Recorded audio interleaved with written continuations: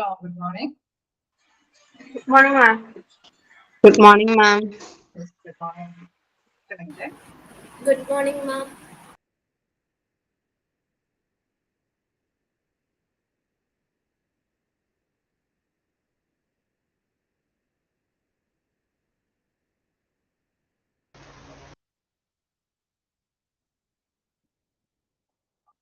Yes, good morning all.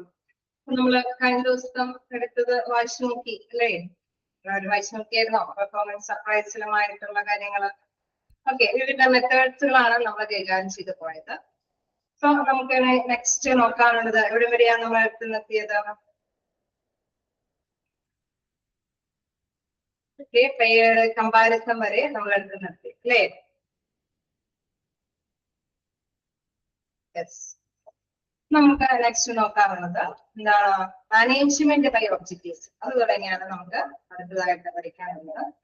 Okay, നമുക്കറിയാം performance സർപ്രൈസിൽ നടത്തുന്നത് ഓരോ ജീവനക്കാരുടെയും പെർഫോമൻസ് എത്രത്തോളം ബെറ്റർ ആണ് അല്ലെ, എന്തെങ്കിലും വേരിയേഷൻസ് വരുത്താനായിട്ട് ഉണ്ടോ? ഇൻ കേസ് ഇത്രയും നല്ല എക്സ്പീരിയൻസ്ഡ് ആയിട്ടുള്ള എംപ്ലോയിനെ നമുക്ക് എവിടെയെങ്കിലും കുറച്ചും കൂടി നല്ല ഹയർ പോസ്റ്റ് കൊടുക്കാൻ പറ്റുമോ? ഓക്കെ, തീർച്ചയായിട്ടും ഒരുപാട് ഡിസിഷൻസ് അവിടെ ഓർഗനൈസേഷനും എംപ്ലോയിക്കും അവരുടെ സെൽഫായിട്ട് ഡെവലപ്പ് ചെയ്യാനൊക്കെ തീർച്ചയായിട്ടും നമുക്കറിയാം ആ പെർഫോമൻസ് സർപ്രൈസ് നടത്തുന്നത് കൊണ്ട് പല രീതിയിലും ബെനഫിഷ്യൽ ആയിട്ടുള്ള കാര്യങ്ങളാണ്. സോ മാനേജ്മെന്റ് ബൈ ഒബ്ജക്റ്റീവ്സ് എന്നുള്ള മെത്തേഡ് അനുസരിച്ചിട്ട് പെർഫോമൻസ് സർപ്രൈസിൽ എങ്ങനെയാണ് നടത്തുന്നത് നോക്കാം. ഓക്കെ, എന്താണ് management by objectives? Is a process that converts organisation objectives into individual objectives. Okay, തീർച്ചയായിട്ടും നമുക്കറിയാം ഒരു ഓർഗനൈസേഷന്റെ ലക്ഷ്യം എന്താണോ അല്ലെ, അത് ഓരോ എംപ്ലോയിലേക്കും നമ്മൾ കൊണ്ടുവരണം അല്ലെ. തീർച്ചയായിട്ടും ഓരോ ഇൻഡിവിജ്വലിന്റെയും ഹാർഡ് വർക്കും കൊണ്ടാണ് ആ ഓർഗനൈസേഷന്റെ മൊത്തത്തിലുള്ള പെർഫോമൻസ് നമുക്ക് നേടിയെടുക്കാനായിട്ട് അല്ലെങ്കിൽ മൊത്തത്തിലുള്ള ഒബ്ജക്റ്റീവ്സ് ലക്ഷ്യം നേടിയെടുക്കാനായിട്ട് സാധിക്കുന്നുണ്ട്. It can be thought of as consisting of 4 steps: goal setting, action planning, self-control and periodic reviews. Okay, ഇങ്ങനെ നമ്മൾ ഈ ഓർഗനൈസേഷന്റെ ലക്ഷ്യം ആ ഒരു ഒബ്ജക്റ്റീവ്സ് നേടിയെടുക്കണമെങ്കിൽ അതിന് 4 സ്റ്റെപ്സുകൾ ഉണ്ടെന്നാണ് ഇവിടെ കൃത്യമായിട്ട് പറയുന്നത്. ഓക്കെ, ഇപ്പൊ ഓർഗനൈസേഷന്റെ ഒബ്ജക്റ്റീവ്സ് അത് നമുക്ക് നേടിയെടുക്കാനായിട്ട് മാനേജ്മെന്റ് ബൈ ഒബ്ജക്റ്റീവ്സ് വെച്ച് നമ്മൾ പെർഫോമൻസ് ഇവാലുവേറ്റ് ചെയ്യുമ്പോൾ അതിന് 4 സ്റ്റെപ്സുകളാണ് ഉള്ളത്. ഓക്കെ അല്ലേ? അണ്ടർലൈൻ ചെയ്ത് പോകുന്നില്ലേ? അപ്പൊ അതില് പ്രധാനമായിട്ടും പറയുന്ന ഒരു കാര്യം എന്താണ്? In goal setting, the organization's overall objectives are used a guidelines from which departmental and individual objectives are set. Okay, തീർച്ചയായിട്ടും നമുക്കറിയാം ഒരു ഓർഗനൈസേഷന്റെ ലക്ഷ്യം അത് കൈവരിക്കാനായിട്ട് മാക്സിമം അവിടെ വർക്ക് ചെയ്യുന്ന ആരാണ്? അവിടുത്തെ എംപ്ലോയീസ് ആണ് അല്ലെ. ഓവറോൾ ഒരു ഗൈഡ് ലൈൻസ് ആണ് ഓർഗനൈസേഷൻ അവിടെ പ്രധാനമായിട്ടുള്ള ഡിപ്പാർട്ട്മെന്റ്സ് അല്ലെങ്കിൽ ഡയറക്ടേഴ്സ് ഒക്കെ കൊടുക്കുന്നത് അല്ലെ. ഇൻഡിവിജ്വൽസ് ആണ് അത് നല്ല രീതിയിൽ ഹാർഡ് വർക്ക് ചെയ്ത് നേടിയെടുക്കുന്നത് അല്ലെ. In goal setting organisations overall objectives are used A guidelines from which departmental and individual objectives R set. Okay, നമുക്കറിയാം ഒരു മെയിൻ ആയിട്ടുള്ള ഒരു ഗോൾ അച്ചീവ് ചെയ്യാനായിട്ട് ഡിപ്പാർട്ട്മെന്റൽ ആയിട്ട് ഓരോരുത്തർക്കും ഓരോ ലക്ഷ്യങ്ങൾ നിർവഹിക്കാനുണ്ടാവും. അവിടെയുള്ള ഓരോ ഡിപ്പാർട്ട്മെന്റിന്റെയും അതിലുള്ള എംപ്ലോയീസ് ഹാർഡ് വർക്ക് ചെയ്തിട്ടാണ് ആ ലക്ഷ്യങ്ങളൊക്കെ നേടിയെടുക്കുന്നത്.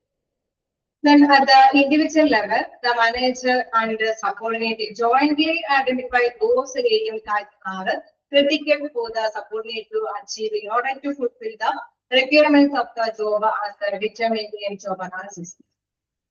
Okay, നമുക്കറിയാം ഒരു ലക്ഷ്യം കൈവരിക്കാനായിട്ട് എംപ്ലോയീസ് ആണ് വർക്ക് കൂടുതൽ ഹാർഡ് വർക്ക് ചെയ്യുന്നത് അല്ലെ. അപ്പൊ ജോലി എന്താണ്, അതിന്റെ ജോലിയുടെ അനാലിസിസ് ഒക്കെ എന്താണെന്ന് നമ്മൾ കൃത്യമായിട്ട് മനസ്സിലാക്കിയിട്ടുണ്ട്. അപ്പൊ ഓരോ ജോലിക്ക് അനുയോജ്യമായിട്ടുള്ള എംപ്ലോയീസ് ആയിരിക്കും അവിടെ വർക്ക് ചെയ്യാൻ വരുമ്പോ. അപ്പൊ തീർച്ചയായിട്ടും നമുക്കറിയാം ലക്ഷ്യങ്ങള് അത് അവിടെ ഒന്നിച്ച് അല്ലെ. ഇവിടെ പറയാണ് the managers and the subordinate jointly identify അല്ലെ. ഇരു കൂട്ടരും ഒന്നിച്ച് നിന്നുകൊണ്ട് ലക്ഷ്യം എന്താണെന്ന് തീരുമാനിക്കും. അതിന്റെ ആവശ്യങ്ങൾ അല്ലെ, ജോലിക്ക് അനുയോജ്യമായിട്ടുള്ള എന്തൊക്കെ കാര്യങ്ങളാണ് ചെയ്തു തീർക്കേണ്ടത്. തീർച്ചയായിട്ടും ഒരു ഒന്നിച്ചൊരു ഗ്രൂപ്പ് ആയിട്ടുണ്ട്. അപ്പൊ ഫസ്റ്റ് പറയുന്നത് ഇൻ ഗോൾ സെറ്റിംഗ് ആണ്.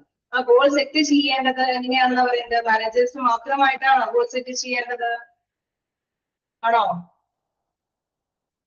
മാനേജ്മെന്റ് ബൈ ഒബ്ജക്റ്റീവ്സിൽ എടുത്ത് പറയുന്ന ഒരു കാര്യം മാനേജ്മെന്റ് മാത്രമായിട്ടല്ല ഗോൾ സെറ്റ് ചെയ്യേണ്ടത്, ആരെയും കൂടി ഉൾപ്പെടുത്തണമെന്ന് എടുത്ത് പറയുന്നു. സബോർഡിനേറ്റിനെയും കൂടി ഉൾപ്പെടുത്തിയിട്ട് തീരുമാനങ്ങൾ ഉണ്ടാക്കാനായിട്ട് ശ്രമിക്കണം. These goals are agreed upon and they become the standards by which the employees result will be evaluated. നമുക്കറിയാം അതിന്റെ ഗോൾസ് അല്ലെ, തീർച്ചയായിട്ടും അവിടെ ഇവാലുവേഷൻ നടത്തുമ്പോൾ എംപ്ലോയീസിന്റെ ആ ഒരു റിസൾട്ട് അല്ലെ, അവരുടെ ഹാർഡ് വർക്ക് പെർഫോമൻസ് ഇവാലുവേറ്റ് ചെയ്യുമ്പോൾ തീർച്ചയായിട്ടും ആ സ്റ്റാൻഡേർഡ് വെച്ചിട്ട് ഇവാലുവേറ്റ് ചെയ്യാനും ഓക്കെ അവരെയും കൊണ്ട് അത് നേടിയെടുക്കാനായിട്ടും സാധിക്കും. കാരണം എന്തുകൊണ്ടാ, അവരെയും കൂടി ഉൾപ്പെടുത്തിയിട്ടാണ് തീരുമാനങ്ങളൊക്കെ എടുക്കുന്നത്. ഓക്കെ, അപ്പൊ ഫസ്റ്റ് സ്റ്റെപ്പ് എന്താ പറയുന്നത്, ഗോൾ സെറ്റിംഗ്. ആരെയും കൂടി ഉൾപ്പെടുത്തണമെന്ന് അതിൽ എടുത്ത് പറയുന്നത് സബോർഡിനേറ്റിനെയും കൂടി ഉൾപ്പെടുത്തിയിട്ട് ഗോൾ സെറ്റ് ചെയ്യണം എന്നാണ് പ്രധാനമായിട്ടും ഇതിൽ പറയുന്നത്. സെക്കൻഡ് സ്റ്റെപ്പ് നോക്കാം, ഇൻ ആക്ഷൻ പ്ലാൻ. എന്താണ് സെക്കൻഡ് സ്റ്റെപ്പിൽ പറയുന്നത്, in action plan the means are determined for achieving the end established in goal setting. That is, realistic plans are developed to attain the objectives. Okay, ലക്ഷ്യം നേടിയെടുക്കാൻ വേണ്ടിയിട്ടാണ് ഈ plan അല്ലെ. എന്തെങ്കിലുമൊക്കെ തീർച്ചയായിട്ടും നമുക്കറിയാം എംപ്ലോയീസ് എന്തെങ്കിലുമൊക്കെ ഡെവലപ്പ് ചെയ്തെടുക്കേണ്ടതുണ്ടോ അല്ലെ, നമുക്ക് ആ ഗോള് തീർച്ചയായിട്ടും നമുക്കറിയാം. നിങ്ങൾക്ക് വിസിബിൾ അല്ലേ, കുഴപ്പമില്ലല്ലോ. Okay, in action plan, the means are determined for achieving the end establishing goal setting. തീർച്ചയായിട്ടും നമുക്കറിയാം അവിടെ എൻഡ് വരെ അല്ലെ, അവിടെ ഗോൾ അച്ചീവ് ചെയ്യുന്നത് വരേക്കും തീർച്ചയായിട്ടും നമുക്കറിയാം അവിടെ എംപ്ലോയീസ് കൂടി ആ ഒരു പ്ലാനിങ് അനുസരിച്ചിട്ട് തന്നെ മുന്നോട്ട് പോകുന്നുണ്ട്. That is realistic plans are developed to attain the objectives. അതായത് നമ്മൾക്ക് നേട്ടങ്ങൾ നേടിയെടുക്കാൻ വേണ്ടിയിട്ട് എന്തെങ്കിലുമൊക്കെ മാറ്റങ്ങൾ വരുത്തേണ്ടതുണ്ടോ, ഡെവലപ്മെന്റ് വരുത്തേണ്ടതുണ്ടോ, അതിനും കൂടി യാഥാർത്ഥ്യത്തിൽ പരിഗണന കൊടുക്കേണ്ടതുണ്ട്. Justifying goals, identify the activities necessary to carry out the objectives, establishing the critical relationship between these activities, estimating the time requirement for each activity, and determining the resources required to complete each activity. Okay, നമുക്കറിയാം ലക്ഷ്യങ്ങൾ നേടിയെടുക്കുമ്പോൾ അവിടെ ഒരു യാതൊരു തരത്തിലുള്ള തടസ്സങ്ങളും പാടില്ല അല്ലെ. നമ്മൾക്ക് എന്താണോ എയിം, ആ എയിം നേടിയെടുക്കാൻ വേണ്ടിയിട്ട് എംപ്ലോയീസ് ഹാർഡ് വർക്ക് ചെയ്യാനായിട്ട് ഓക്കെ അവര് ഓക്കെ ആണെന്ന് മാത്രം പോരാ, ഒരു നല്ല ബെറ്റർ റിലേഷൻഷിപ്പ് വേണം. അതേമാതിരി തന്നെ അത് ഓരോ ആക്ടിവിറ്റിക്ക് ആവശ്യമായിട്ടുള്ള റിസോഴ്സസ് അവിടെ ആവശ്യമാണ്. എല്ലാവരും തമ്മിൽ നല്ലൊരു റിലേഷൻഷിപ്പോട് കൂടിയിട്ട് നല്ലൊരു ലക്ഷ്യം വെക്കുമ്പോൾ ആ ലക്ഷ്യം നേടിയെടുക്കാനായിട്ട് അവർ ഒറ്റക്കെട്ടായിട്ട് പരിശ്രമിക്കുമെന്നുണ്ട് അല്ലെ. This step includes അപ്പോൾ എന്തൊക്കെ കാര്യങ്ങളാണ് ഇതിൽ പറയുന്നത്, identifying the activities necessary to carry out the objectives. എന്തൊക്കെ ആക്ടിവിറ്റീസ് ആണ് ഈ ലക്ഷ്യം നേടിയെടുക്കാനായിട്ട് വേണ്ടി വരുന്നത്. Then establishing the critical relationship between these activities.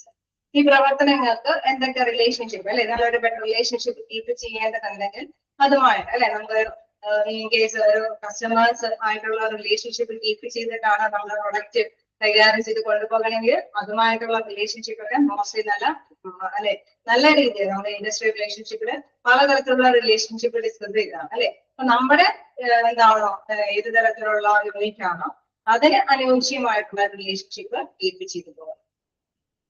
Okay, industrial relationship ഓർക്കുന്നുണ്ടോ, തൊഴിലുടമ തൊഴിലാളി യൂണിയൻ അല്ലെ. അതിനപ്പുറം നമുക്കറിയാം മാർക്കറ്റ് അല്ലെ, എല്ലാ തരത്തിലുള്ള റിലേഷൻഷിപ്പ് നമ്മൾ കീപ്പ് ചെയ്ത് പോകേണ്ടതാണ്. So must have established the critical relationship between these activities. ഈ ആക്ടിവിറ്റീസ് നേടുന്നതിന് വേണ്ടിയിട്ടുള്ള നല്ല റിലേഷൻഷിപ്പ് ഏതൊക്കെയാണ് വേണ്ടത്. Then estimating the time requirement for each activities. Okay, ഓരോ പ്രവർത്തനങ്ങൾ നമുക്ക് സാക്ഷാത്കരിക്കണമെങ്കിൽ എത്രത്തോളം ടൈം ആവശ്യമായിട്ടുണ്ട് അത് നല്ല വ്യക്തതയോട് കൂടിയിട്ട് തന്നെ എസ്റ്റിമേറ്റ് ചെയ്യുക. And determining the resources required to complete each activity. Okay, സമയവും നല്ല റിലേഷൻഷിപ്പും അല്ലെ, അതേപോലെ തന്നെ ഉള്ള എല്ലാ കാര്യങ്ങളും നമ്മൾ കൃത്യമായിട്ട് തന്നെ ആസൂത്രണം ചെയ്യുമ്പോൾ അതിനോടൊപ്പം തന്നെ മതിയായ റിസോഴ്സസും കൂടി ഇൻക്ലൂഡ് ചെയ്യുമ്പോൾ തീർച്ചയായിട്ടും നമുക്കറിയാം ആക്ടിവിറ്റിക്ക് സ്മൂത്ത് ആയിട്ട് തന്നെ മുന്നോട്ട് കൊണ്ടുപോകാനായിട്ട് സാധിക്കും.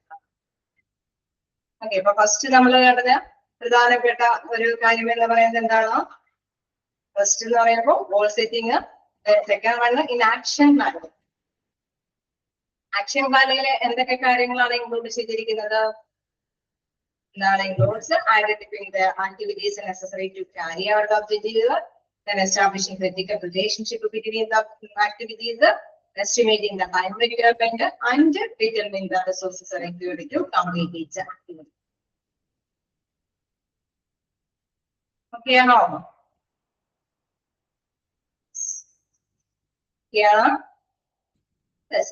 നമുക്ക് നെക്സ്റ്റ് നോക്കാനുള്ളത് എന്താണ്?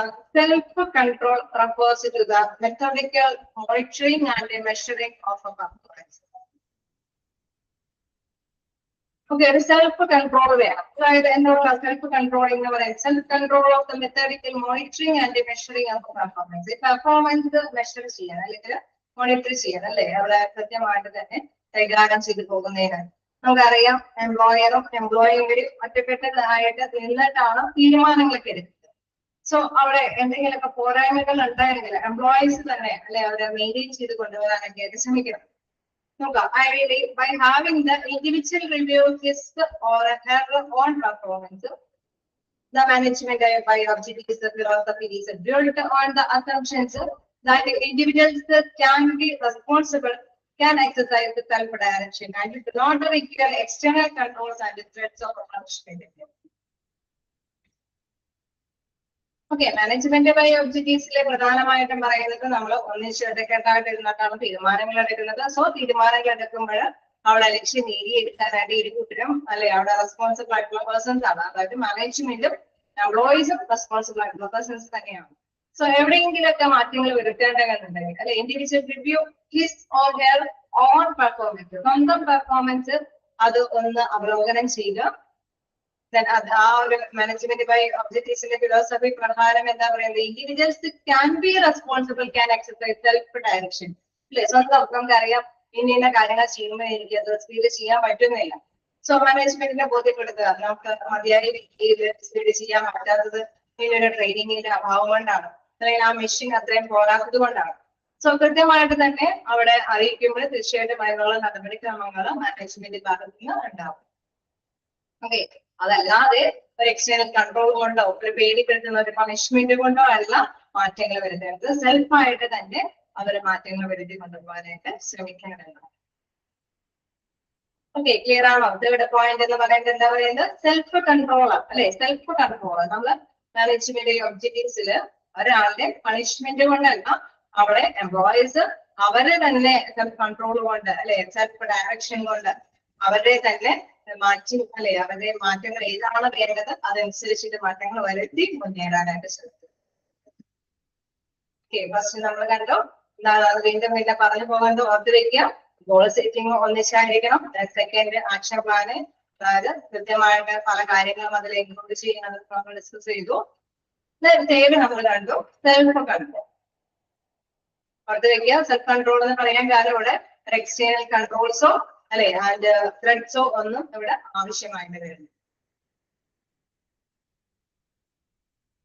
ഓക്കെ, ദെൻ ലാസ്റ്റ് പോയിന്റ് നോക്കുകയാണെങ്കിൽ finally with the periodic progress reviews, corrective actions is initiated when behavior deviates from the standards established in the goal setting phase. Okay, നമ്മൾ സ്റ്റാൻഡേർഡ് ഫിക്സ് ചെയ്തിട്ടൊക്കെയാണ് അല്ലെ ഗോളിൽ ഇന്നത് വേണം, ഇന്ന ലക്ഷ്യമാണ് നേടേണ്ടത് എന്നുള്ളതൊക്കെ സ്റ്റാൻഡേർഡ് ഫിക്സ് ചെയ്തിട്ടാണ് കാര്യങ്ങൾ ചെയ്തു പോകുന്നത് അല്ലെ. അപ്പൊ അവിടെ എവിടെയെങ്കിലും കറക്ഷൻ ആവശ്യമായിട്ടുണ്ടെങ്കിൽ അല്ലെ നമ്മൾ ഇവാലുവേറ്റ് ചെയ്യുമ്പോൾ നമ്മുടെ പ്രോഗ്രസ് അല്ലെ അവിടെയുള്ള എംപ്ലോയീസിന്റെ ഒക്കെ പ്രോഗ്രസ് അത് മാനേജ്മെന്റും എംപ്ലോയീസ് ഒക്കെ ഒറ്റക്കെട്ടായിട്ട് നിന്നുകൊണ്ട് തന്നെ ഇവാലുവേഷൻ നടത്തുമ്പോൾ തീർച്ചയായിട്ടും എവിടെയെങ്കിലും കറക്ഷൻ വേണ്ടി വരുമോ അല്ലെ ആ ഗോൾ സെറ്റിംഗ് ഫേസിൽ നിന്നും എന്തെങ്കിലും മാറ്റങ്ങൾ വരുത്തേണ്ടതുണ്ടോ? Again, consistent with the management by objectives of the philosophy. These manager subordinated reviews are conducted in a constructive rather than a punitive manner. Okay, നമുക്കറിയാം പണിഷ്മെന്റ് ഒന്നും ഇല്ലാതെ തന്നെ അവര് ഒറ്റക്കെട്ടായിട്ട് നിന്ന് തന്നെയാണ് അവരുടെ ഇവാലുവേഷൻ പ്രോസസ്സ് മുന്നോട്ട് കൊണ്ടുപോകുന്നത്. Reviews are not meant to degrade the individual but to aid in future performance. അതായത് അവിടെയുള്ള എംപ്ലോയീസിനെ ഡിഗ്രേഡ് ചെയ്യുക അല്ലെ ഒന്നും കൂടെ മോശമാക്കുക എന്നുള്ള രീതിക്ക് വേണ്ടിയിട്ടല്ല ഈ ഇവാലുവേഷൻ നടത്തുന്നത്. പിന്നെ എന്തിനെ സഹായിക്കുന്നതിന് വേണ്ടിയിട്ടാണ്? ഫ്യൂച്ചർ പെർഫോമൻസിന്, ഭാവിയിലെ അവരുടെ പ്രകടനത്തിനെ മെച്ചപ്പെടുത്തുന്നതിന് വേണ്ടിയിട്ടാണ് ഈ ഇവാലുവേഷൻ കാര്യങ്ങളൊക്കെ നടത്തുന്നത്. These reviews should take place at least 2 or 3 times every year. ഒരു വർഷത്തിൽ തന്നെ 2-3 പ്രാവശ്യമൊക്കെ ഈ ഒരു ഇവാലുവേഷൻ ഈ റിവ്യൂ അല്ലെ ഈ അവലോകനം നടത്തിക്കൊണ്ട് പോകാനായിട്ട് ശ്രമിക്കണം. ഓക്കെ, ഇപ്പൊ മാനേജ്മെന്റ് ബൈ ഒബ്ജക്റ്റീവ്സ് എന്നുള്ള രീതിയിൽ നമുക്കറിയാം 4 സ്റ്റെപ്പിലൂടെയാണ് പെർഫോമൻസ് അപ്രൈസിൽ നടത്തുന്നത്. ആ സ്റ്റെപ്പുകളിൽ ഫസ്റ്റ് പ്രധാനപ്പെട്ടതാണ്, അതായത് ലക്ഷ്യം അവിടെ തീരുമാനിക്കുമ്പോൾ തൊഴിലുടമയും തൊഴിലാളികളും ചേർന്നിട്ടാണ് തീരുമാനിക്കുന്നത്. നെക്സ്റ്റ് ആയിട്ട് ആക്ടിവിറ്റീസിനെ കുറിച്ചിട്ട് പ്ലാൻ ചെയ്യുന്നു. തേർഡില് സെൽഫ് കൺട്രോൾ നടത്തുന്നു. ഫോർത്തില് നമുക്കറിയാം പ്രോഗ്രസ് റിവ്യൂ ആണ് ചെയ്യുന്നത്.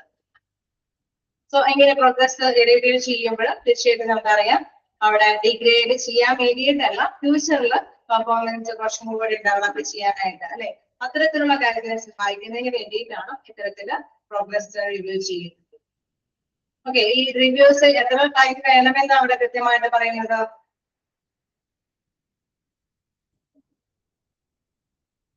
അറിയോ എത്ര ടൈം വേണമെന്നാ പറയുന്നത്? 2 or 3 years അല്ലെ, 2 or 3 times. ഒരു 1 yearൽ 2 or 3 times ഇതിന്റെ റിവ്യൂ, ഈ അവലോകനം വേണമെന്നാണ് ആവശ്യപ്പെടുന്നത്. ഓക്കെ, ക്ലിയർ ആണോ? മാനേജ്മെന്റ് ബൈ ഓഫ് ഡിസ്. ഓക്കെ, നമുക്ക് താഴേക്ക് നോക്കാം. Following advantages of management by objectives. Okay, ഇങ്ങനെയൊക്കെ ചെയ്യുന്നതുമായി ബന്ധപ്പെട്ടുള്ള ഗുണങ്ങളെ കുറിച്ചിട്ടാണ് പറയുന്നത്. ഇറ്റ് ഈസ് റിസൾട്ട് അല്ലെ, ഇത് റിസൾട്ട് ഓറിയന്റഡ് ആണ്. It assists the planning and the control functions and provide motivation. Okay, ഇതെല്ലാം തന്നെ അവർക്ക് നന്നായിട്ട് തന്നെ വർക്ക് ചെയ്യണം, ഇംപ്രൂവ് വരുത്തണമെന്ന് ഹെൽപ്പായിട്ടുള്ള ഒരു മോട്ടിവേഷൻ തന്നെ കിട്ടുകയാണ് അല്ലെ. കാരണം ഒന്നിച്ച് തന്നെ തീരുമാനങ്ങളൊക്കെ എടുക്കുന്നു. എന്നാൽ ആ തീരുമാനത്തിലൂടെ കാര്യങ്ങൾ മുന്നോട്ട് പോകുമ്പോൾ റിവ്യൂ നടത്തുന്നു. ആ റിവ്യൂ നടത്തുമ്പോൾ സ്വന്തമായിട്ട് തന്നെ കറക്ഷൻ നടപടികളൊക്കെ നടത്തും അല്ലെ. പ്ലാനിങ്, കൺട്രോൾ ഫങ്ഷൻസ് ഒക്കെ ഒരു നല്ല രീതിയിലുള്ള ഒരു പ്രചോദനമാണ് ഉൾക്കൊണ്ടുകൊണ്ട് പോകുന്നത്. ഒരു പണിഷ്മെന്റും കാര്യങ്ങളൊന്നും അവിടെ വരുന്നില്ല അല്ലെ. സെൽഫ് കൺട്രോളോട് കൂടിയിട്ടൊക്കെയാണ് മുന്നോട്ട് പോകുന്നത്. So it's A result oriented. അതുകൊണ്ട് തന്നെ നമുക്ക് മനസ്സിലാക്കാൻ സാധിക്കും ഇതൊരു റിസൾട്ട് ഓറിയന്റഡ് ആണ് അല്ലെ. നമുക്ക് ഫലം ലഭ്യമാകും എന്നുള്ള രീതിയിൽ തന്നെയുള്ള ഒരു അവലോകനമാണ്.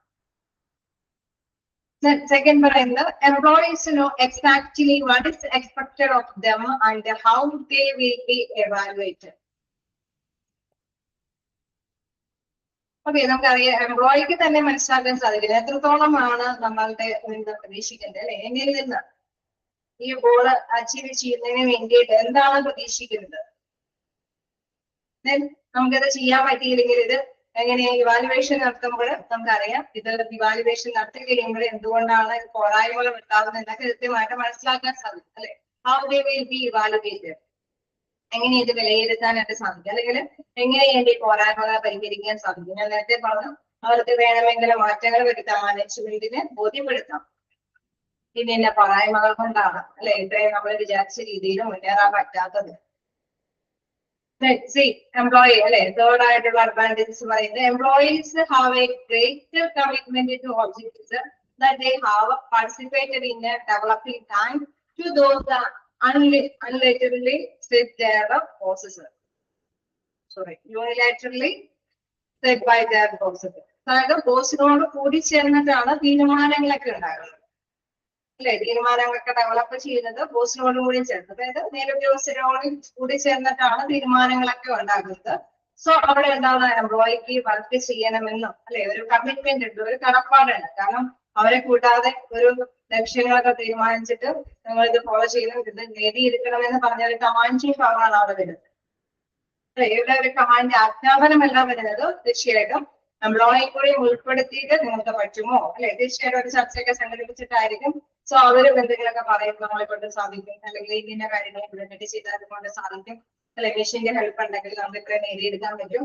സോ അവരുടെ റിയാക്ഷൻസും റെസ്പോൺസും ഒക്കെ മനസ്സിലാക്കിയിട്ടാണ് ബോർഡ് സെറ്റ് ചെയ്യുന്നത്.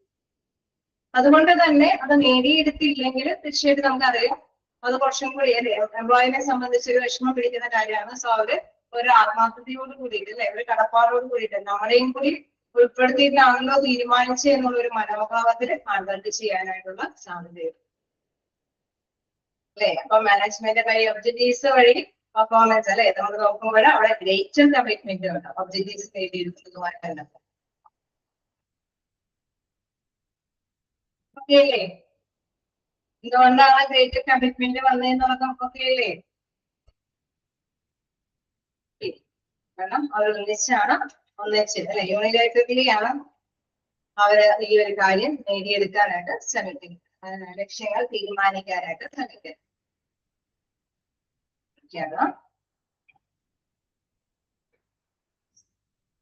ജസ്റ്റ് ഒന്ന് വായിച്ചു നോക്കാം. അപ്പൊ നമ്മുടെ ഫസ്റ്റ് അല്ലെ മാനേജ്മെന്റ് ബൈ ഒബ്ജക്റ്റീവ്സുമായി ബന്ധപ്പെട്ടിട്ടുള്ള പെർഫോമൻസ് അപ്രൈസലാണ് നമ്മൾ ഇപ്പോൾ ഡിസ്കസ് ചെയ്തത്. ജസ്റ്റ് കുറച്ച് കാര്യങ്ങളേ ഉള്ളൂ. അതായത് 4 സ്റ്റെപ്പ് വഴിയായിട്ടാണ് മാനേജ്മെന്റ് ബൈ ഒബ്ജക്റ്റീവ്സിന്റെ പെർഫോമൻസ് അപ്രൈസിൽ വിലയിരുത്തുന്നത്. അതിന്റെ അഡ്വാൻറ്റേജസ് ആയിട്ടും 2-3 പോയിന്റ്സുകളാണ് പറഞ്ഞത്.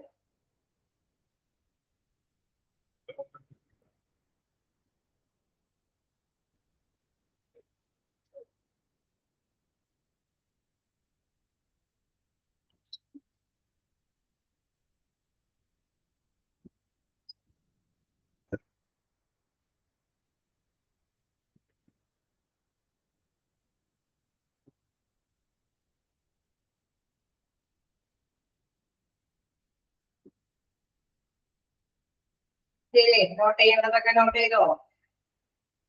ബെഞ്ചിൽ പോയിട്ടുണ്ട്. അല്ലേ, അടുത്ത പാഠത്തിലേക്ക് പോവാം. 360 ഡിഗ്രി അപ്രൈസ്. എന്താണ് 360 ഡിഗ്രി അപ്രൈസ്? അല്ലെ നമ്മുടെ ഇയറിന്റെ ഫുൾ ഡേ അങ്ങനെയുള്ള കാൽക്കുലേഷനിലാണ് നോക്കാം. എന്താണ് 360 ഡിഗ്രി അപ്രൈസ് ഉണ്ടാവുക? The 360 degree feedback process includes collecting perceptions about a person's behavior and the impact of that behavior from the person's boss or boss's direct reports, colleges, fellow members of project teams, internal and external customers and suppliers. അതായത് ഇവിടെ തീർച്ചയായിട്ടും ഇവിടെ 360 ഡിഗ്രിയിൽ പറയുന്നത് ഫീഡ്ബാക്കുകൾ collect ചെയ്യുക. അതായത് ഓരോ employer performance അപ്രൈസിലാണല്ലോ, വിലയിരുത്തലാണ്, അവരുടെ പ്രകടനത്തിന് വിലയിരുത്തലാണ്. അതായത് അവർ ജോലി പെർഫോം ചെയ്യുന്നതിന് വിലയിരുത്തലാണ്. ആ ജോലി പെർഫോം ചെയ്യുന്നതുമായി ബന്ധപ്പെട്ട ഓരോരുത്തരുടെയും ധാരണകളെ അവിടെ ആ ഫീഡ്ബാക്കുകളായിട്ട് കൈകാര്യം ചെയ്ത് കൊണ്ടുപോവുകയാണ്. ഈ ഒരു എംപ്ലോയി വെച്ചിട്ടാണെങ്കിൽ ആ എംപ്ലോയിയെ കുറിച്ചിട്ട് അല്ലെ behavior and the impact of that behavior from the persons. അല്ലെ ഓരോ പേഴ്സൺസിന്റെ ബിഹേവിയർ അല്ലെങ്കിൽ അവരുടെ പ്രവർത്തനാത്മകമായിട്ടുള്ള കാര്യങ്ങളെ കുറിച്ചിട്ട് ആരിൽ നിന്നൊക്കെ ഫീഡ്ബാക്കുകൾ കളക്ട് ചെയ്യുന്നു? ബോസിൽ നിന്ന്, അല്ലെങ്കിൽ വ്യത്യസ്ത തരത്തിലുള്ള ഒന്നിലധികം ബോസുകളുണ്ടെങ്കിൽ അവരിൽ നിന്ന്, ഡയറക്റ്റ് റിപ്പോർട്ടുകളിൽ നിന്ന് മനസ്സിലാക്കുന്നു, സഹപ്രവർത്തകരിൽ നിന്ന്, പ്രൊജക്ട് ടീമിൽ അല്ലെ പ്രൊജക്ട് ടീമിലെ ആളുകളിൽ നിന്ന്, ഇന്റേണൽ ആൻഡ് എക്സ്റ്റേണൽ കസ്റ്റമേഴ്സ് അതായത് ഉള്ളിലും പുറത്തുമുള്ള ഉപഭോക്താക്കളിൽ നിന്ന് മനസ്സിലാക്കുന്നു, അതിന്റെ സപ്ലൈയേഴ്സ് വിതരണക്കാരിൽ നിന്നെല്ലാം നമ്മൾ ഈ പാർട്ടിക്കുലർ പേഴ്സണെ കുറിച്ചിട്ട് വിലയിരുത്തും. ഓക്കെ, ഒരു എംപ്ലോയി ആ എംപ്ലോയിയുടെ പെർഫോമൻസ് എങ്ങനെയുണ്ട് അല്ലെ, തീർച്ചയായിട്ടും നന്നായിട്ട് വർക്ക് ചെയ്യുന്നതാണോ, നല്ല കമ്മ്യൂണിക്കേഷൻ ഉണ്ടോ, നല്ല സ്കില്ലുള്ളതാണോ, നല്ല സ്പീഡ് ഉണ്ടോ, അല്ലെങ്കിൽ പലതരത്തിലുള്ള കാര്യങ്ങൾ ചോദിച്ചറിയാനുണ്ടോ, വിലയിരുത്താനുണ്ടോ. സോ തീർച്ചയായിട്ടും ഈ കളക്ഷൻ, ഈ ഇൻഫോർമേഷൻസ് കളക്ട് ചെയ്യുന്നത് വ്യത്യസ്ത വ്യക്തികളിൽ നിന്നാണ്.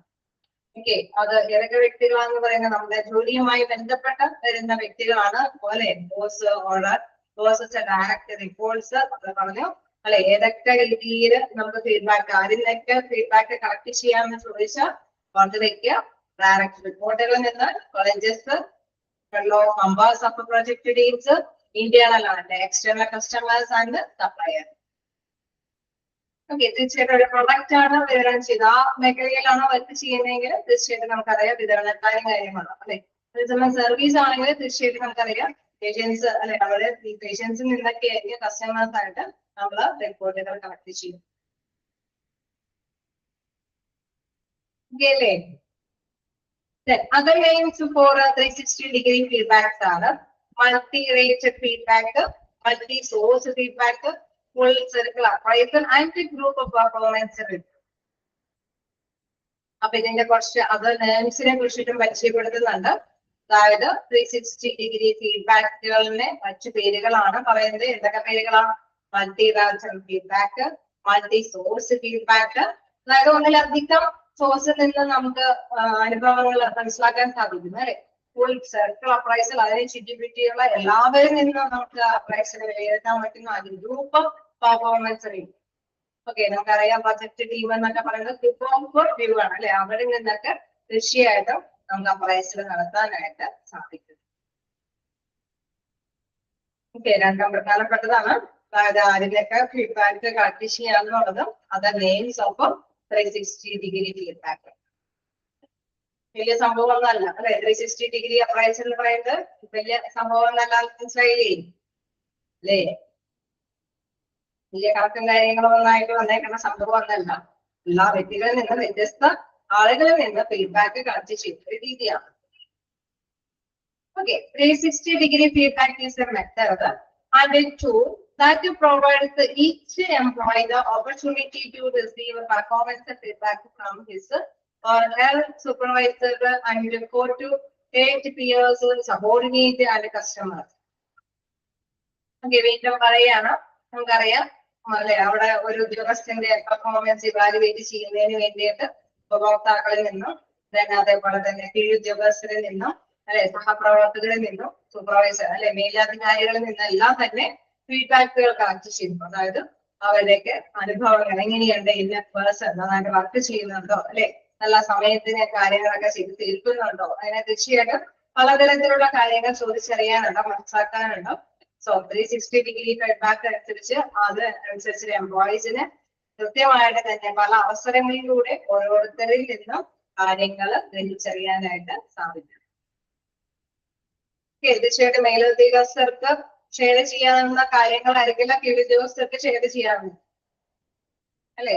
നല്ല ഇൻ കേസ് അല്ലെ, അവിടെ തീർച്ചയായിട്ടും വലിയ കുഴപ്പമില്ലാതെ നമുക്ക് പറഞ്ഞ് മനസ്സിലാക്കി തരുന്ന ഒരു പേഴ്സണാണെന്ന് കീഴുദ്യോഗസ്ഥർ പറയുകയാണെങ്കിൽ മേലുദ്യോഗസ്ഥർ പറയുന്നത് നല്ല റിമാർക്സ് എന്തായിരിക്കും? ഓക്കെ, സമയത്തിന് തന്നെ റിപ്പോർട്ടും കാര്യങ്ങളൊക്കെ തരുന്നുണ്ട് എന്നുള്ളതായിരിക്കും അല്ലെ. വ്യത്യസ്ത തരത്തിലുള്ള അനുഭവങ്ങൾ ഷെയർ ചെയ്യുക അല്ലെ, ആണോ? നമുക്കറിയാം കീഴുദ്യോഗസ്ഥര് ഓക്കെ നല്ല എംപ്ലോയി ആണ്, നന്നായിട്ട് എന്നെ പറഞ്ഞ് മനസ്സിലാക്കുന്നുണ്ട് എന്ന് പറഞ്ഞ് ഓക്കെ പ്ലസ് പോയിന്റ് ഉണ്ട്. അതേസമയം മേലുദ്യോഗസ്ഥൻ പറയണം അദ്ദേഹം കറക്റ്റ് ആയിട്ട് ഒരു റിപ്പോർട്ടും തരില്ല, ഇന്ന സമയത്തിനൊന്നും ഏൽപ്പിച്ച കാര്യങ്ങൾ ചെയ്യില്ല എന്നൊക്കെ പറഞ്ഞാൽ നമുക്കറിയാം അവിടെ അല്ലെ നല്ല ഗുഡ് മാർക്ക് അല്ല ബാഡ് മാർക്കാണ് ആ എംപ്ലോയിയെ കുറിച്ചിട്ട് വരുന്നത്.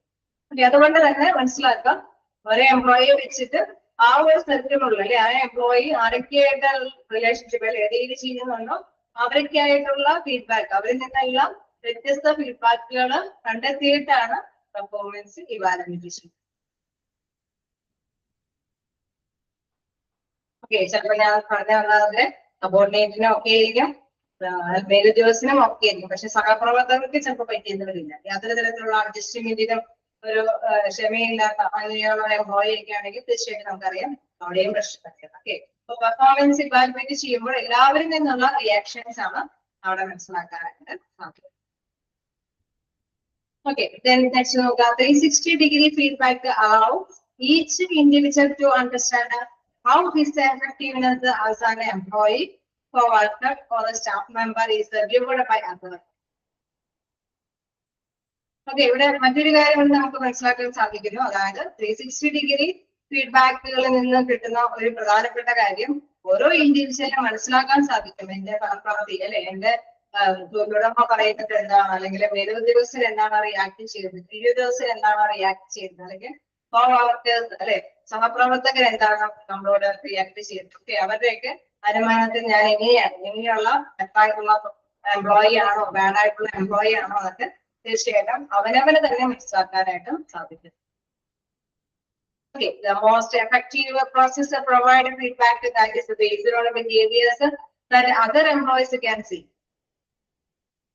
Okay, തീർച്ചയായിട്ടും നമുക്കറിയാം ഇങ്ങനെ കുറെ ഫീഡ്ബാക്ക് ഒക്കെ കിട്ടുമ്പോൾ മാറ്റം തിരുത്തേണ്ടതുണ്ടെങ്കിൽ സെൽഫായിട്ട് തന്നെ മാറ്റം തിരുത്താനായിട്ട് എംപ്ലോയീസ് ആഗ്രഹിക്കും അല്ലേ? ആഗ്രഹിക്കില്ലേ? ആഗ്രഹിക്കോ അല്ലെ? ചില മാറ്റങ്ങൾ വരുത്തേണ്ടതുണ്ടെങ്കിൽ അവർ മാറ്റം വരുത്താനായിട്ട് തന്നെ ശ്രമിക്കും. The most effective process of providing feedback that is based on behaviors that other employees can see. അവരുടെ കാഴ്ചപ്പാടിൽ എന്റെ ബിഹേവിയറിൽ എന്തെങ്കിലുമൊക്കെ മാറ്റം വരുത്തേണ്ടതുണ്ടോ അല്ലെ, അത് എന്താണെന്നുള്ളത് മനസ്സിലാക്കാനായിട്ട് സാധിക്കും. The feedback provides the insight about the skills and the behavior desired in the organization to accomplish the mission, vision, goals and values.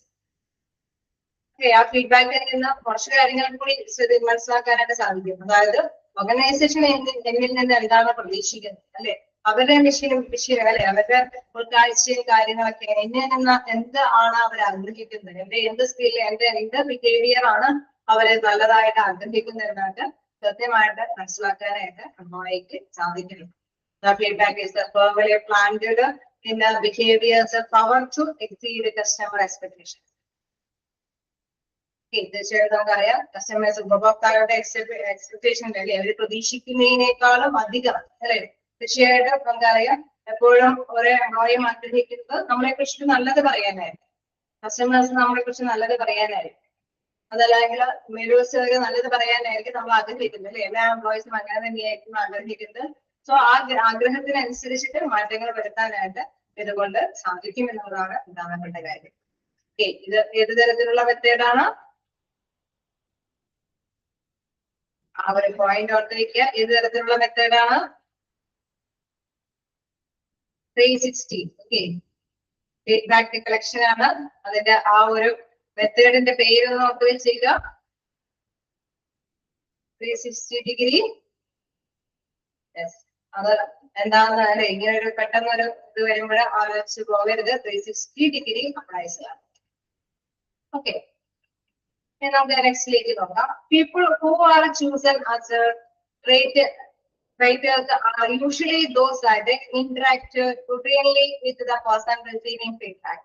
The purpose of a feedback is to, okay, people നമുക്കറിയാം തീർച്ചയായിട്ടും നമ്മളുടെ ഇന്ററാക്ഷനും കാര്യങ്ങളൊക്കെ കൃത്യമായിട്ട് evaluate ചെയ്തിട്ടുണ്ട്. Okay, ചില പ്ലേസുകളിലൊക്കെ ചില business ഫേമുകളിലൊക്കെ തന്നെ ചെന്നാലും കസ്റ്റമേഴ്സ് എപ്പോഴും ചിലവരുണ്ടോ എന്ന് ശ്രദ്ധിക്കും. കാരണം നന്നായിട്ട് ഡീൽ ചെയ്യുന്നവരെ, നല്ല രീതിയിൽ കമ്മ്യൂണിക്കേഷൻ ചെയ്യുന്ന, അല്ലെങ്കിൽ നമ്മൾ ചോദിക്കുന്ന അനുസരിച്ചിട്ട് നമ്മളോട് റിയാക്ട് ചെയ്യാനായിട്ട് ശേഷിയുള്ളവരാണ് എങ്കിൽ തീർച്ചയായിട്ടും അവരെ ആയിരിക്കും അവർ ചൂസ് ചെയ്യുന്നത് അല്ലെ. അപ്പൊ തീർച്ചയായിട്ടും അവിടെ മനസ്സിലാക്കേണ്ട ഒരു പ്രധാനപ്പെട്ട കാര്യം, എല്ലാവർക്കും നല്ല രീതിയിൽ അല്ലെ പെർഫോം ചെയ്ത് എല്ലാവരുടെയും മൈൻഡില് നല്ലൊരു പ്രീതി കിട്ടത്തക്ക വിധത്തില് മാറാനായിട്ട് ഓരോ എംപ്ലോയിക്കും ഇതുകൊണ്ട് സാധിക്കുന്നില്ല. ഓക്കെ, purpose of the feedback is, എന്തൊക്കെ ഉദ്ദേശത്തിലാണ് ഈ ഫീഡ്ബാക്ക് മെത്തേഡ് യൂസ് ചെയ്യുന്നതെന്ന് നോക്കാം. First one, assist each individual to understand his or her strength and weakness. പ്രധാനമായിട്ടും മനസ്സിലാക്കേണ്ടത് നമ്മളുടെ അല്ലെ എല്ലാവരും നല്ല പ്ലസ് പോയിന്റ് വരുന്ന കുറെ കാര്യങ്ങളുണ്ട്, അതുപോലെ തന്നെ വീക്ക് പോയിന്റ്സും ഉണ്ടാവാം അല്ലെ, മോശം കാര്യങ്ങളും ഉണ്ടാവും. അത് കൃത്യമായിട്ട് ഓരോ ഇൻഡിവിജ്വലിനും മനസ്സിലാക്കാൻ സാധിക്കും.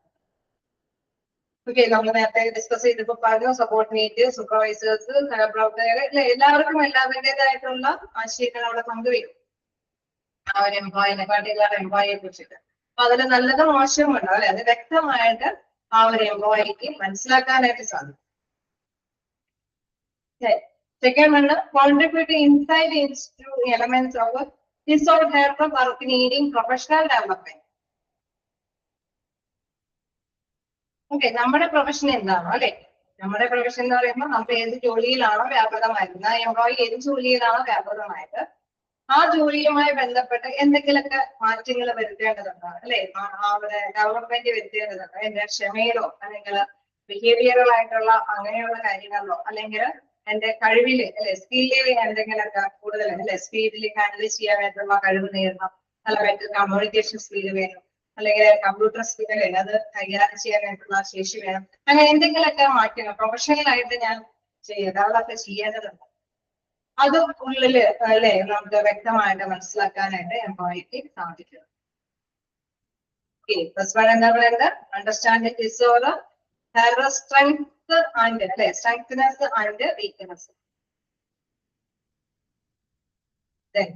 നെക്സ്റ്റ് എന്താ പറയുന്നത്, work needing professional development. Work need professional development എന്താണെന്ന് മനസ്സിലാക്കാൻ സാധിക്കും. വീണ്ടും പറയാണ് ഫോളോയിങ് ആണ്. അപ്പൊ രണ്ട് കാര്യങ്ങളൊക്കെയാണല്ലോ ക്ലിയർ അല്ലേ. പർപ്പസ്, പ്രധാനമായിട്ടുള്ള ഉദ്ദേശം. അപ്പൊ തീർച്ചയായിട്ടും നമുക്കറിയാം ഒരു എംപ്ലോയി അതിൻ്റെതായിട്ടുള്ള നേട്ടങ്ങൾ നേടിയെടുക്കുമ്പോൾ എന്താ പ്രത്യേകത, ഓർഗനൈസേഷനെ ലക്ഷ്യം നേടിയെടുക്കാനായിട്ട് അവരെ കൊണ്ട് സാധിക്കും എന്നുള്ളതാണ് അല്ലെ. എല്ലാവരും നല്ലൊരു ബെറ്റർ അഭിപ്രായം പറയുന്നുണ്ടെങ്കിൽ തീർച്ചയായിട്ടും നമുക്കറിയാം മാനേജ്മെന്റിന് അറിയാൻ സാധിക്കും ഈ എംപ്ലോയി ഓക്കെയാണ്. അല്ലെങ്കിൽ സ്വയം മാറാനായിട്ട് അവർ തീരുമാനിച്ച് പുതിയ പുതിയ കാര്യങ്ങളൊക്കെ നടത്തിയെടുക്കുന്നുണ്ടെങ്കിൽ തീർച്ചയായിട്ടും അല്ലെ അവരുടെ അവസരം അവർ നന്നായിട്ട് യൂട്ടിലൈസ് ചെയ്യുന്നുണ്ടെന്ന് മനസ്സിലാക്കാനായിട്ട് സാധിക്കും. Okay, next നമുക്ക് നോക്കാം. Following are some of the major consideration being used in a 360-degree feedback, which are basically concerned with the how. അപ്പൊ കുറച്ച് കാര്യങ്ങൾ ഇതുമായി ബന്ധപ്പെട്ട് നമ്മൾ കൺസിഡർ ചെയ്യേണ്ടത്, അതായത് പരിഗണിക്കേണ്ടത് ഈ 360-degree ഫീഡ്ബാക്കുമായിട്ട് കുറച്ച് കാര്യങ്ങൾ അല്ലെ. നമ്മൾ പറഞ്ഞ പല പല ഉദ്ദേശങ്ങളുണ്ട് പ്രധാനമായിട്ട് വരുമ്പോൾ.